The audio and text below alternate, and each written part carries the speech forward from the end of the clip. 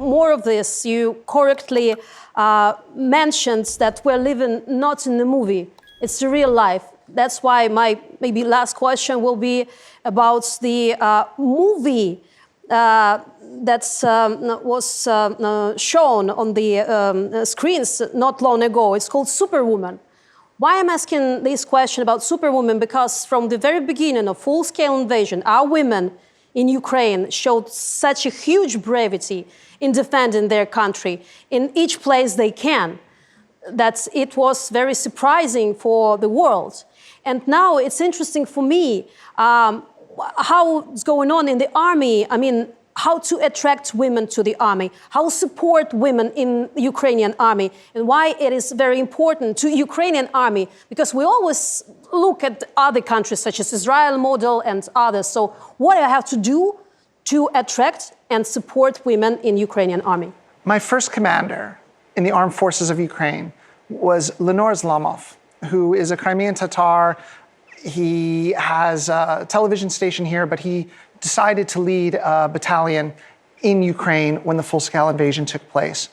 And as one of the original members of his battalion, he went out of his way to recruit female volunteers to service because he understood that women have such a strong consistency and ability to not feel the same fear under certain cases due to a variety of factors over the course of time.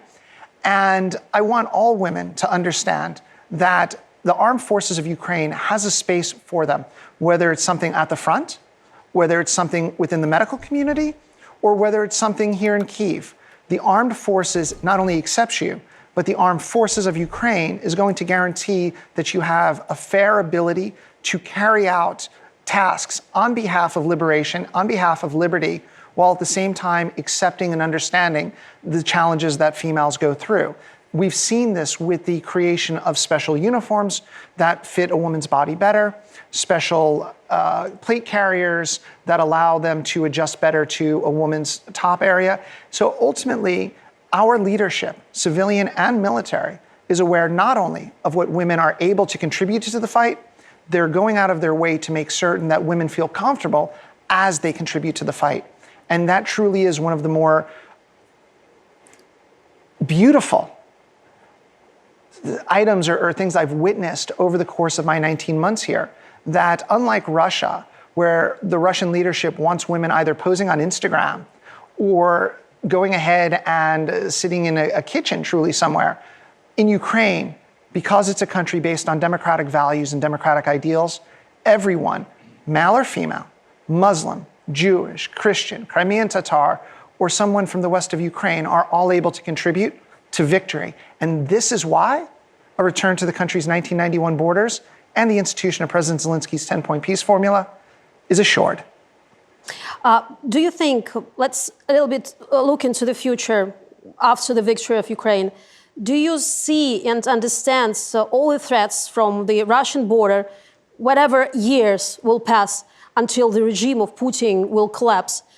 Do we need to use the model, I mentioned Israel, when all the teenagers, after teenagers' age, have to serve in the army, or you see the most useful model, as in Western countries, as a contract army?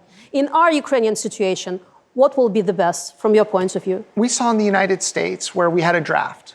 But we also saw more recently with a NATO country, meaning Germany, where there was mandatory service, either civil service or military service, even during time of peace.